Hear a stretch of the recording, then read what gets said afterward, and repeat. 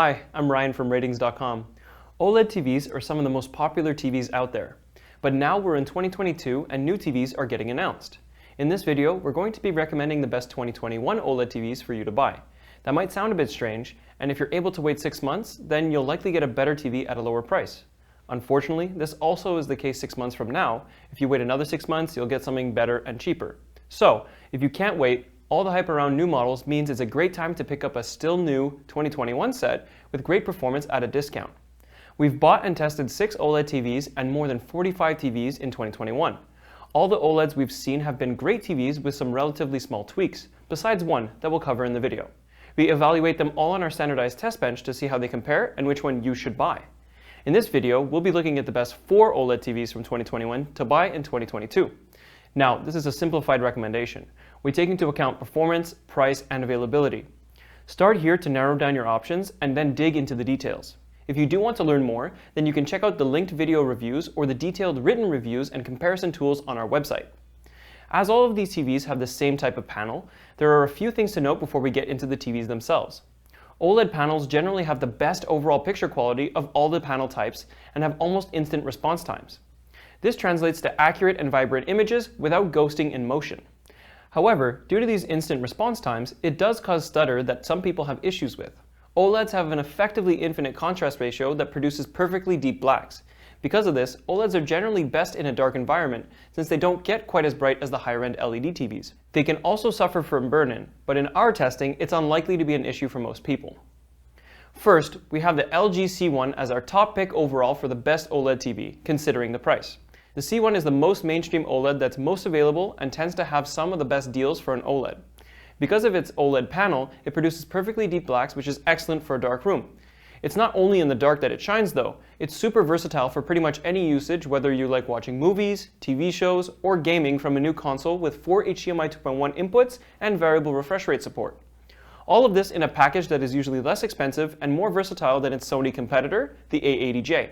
The Sony A90J offers very similar performance overall, but has a few tweaks that make it better for movie lovers or video purists. It's also an OLED TV, but has better processing, so gradients, especially in dark scenes, appear smoother, and the motion interpolation works better than the C1 to increase the frame rate of movies for those who like smooth motion without as many distracting artifacts. It comes at a much higher price though, and it's not as versatile overall as the C1.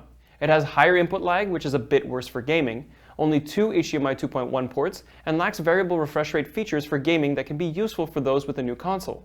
This is supposed to come in a future firmware update and has on the X900H, but I wouldn't hold your breath. If you're looking for something a bit brighter but don't want to pay the premium for Sony processing, then there's the LG G1. Because of the new EVO panel that's included in this TV, it's able to push the brightness higher to help combat glare and allow it to work in more lighting environments. It has all the same gaming features as the C1 for your new consoles. It's also very slim and is designed to be mounted flat against the wall, which gives it a bit of a design edge over the rest of the OLEDs on this list. It also has the best sound out of the box that we've seen on an OLED, but if this is what you care about, then it might be better to buy a cheaper OLED with similar picture quality and buy a high-quality soundbar or speakers for an even better sound. If you're looking to save some money but still want an OLED TV with great picture quality, you should look at the LG A1. While it's still an OLED with deep blacks and an overall excellent picture quality, it is lacking in versatility. Unlike the C1 or G1, it does not have a 120Hz panel and does not come with any VRR support. Otherwise, it still delivers the fantastic picture quality expected out of an OLED up to 60Hz. There is another OLED TV on the market from 2020 that is still a current model, the Vizio OLED. We don't recommend this TV though, as users have been reporting persistent software issues since its release. New firmware continues to be released for it, so hopefully this does get resolved. But even in our testing, there were significant issues, such as temporary image retention issues, among some others, that we ran into. At the moment, it definitely doesn't seem to be worth the headache. We've done videos for most of these models and many more, so check them out in the YouTube cards for more information or find the links in the description below. There are 2 other OLED TVs that we reviewed in 2021, the Sony A90J and the LG B1. Both of them sit in the middle of our picks for the most part. The Sony A90J will have the processing from Sony, but it doesn't get as bright and doesn't have the versatility of the LG C1. As for the B1, it's a bit worse than the C1 in almost every aspect and not much cheaper.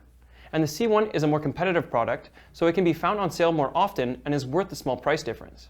There are only incremental advancements in some OLED panel technology year over year, so if you find a model from last year for a low price, it might be worth picking up. There's also a new advancement made for 2022 called Quantum Dot OLED. It aims to improve the color volume, brightness, and efficiency of the panel, and it might be worth waiting for if you want the cutting-edge tech, but they are rumored to be considerably more expensive. That being said, we haven't seen them yet, so we'll reserve our comments until we get them in the lab. What do you think of these picks? If you do end up buying one of them, do let us know in the comments down below.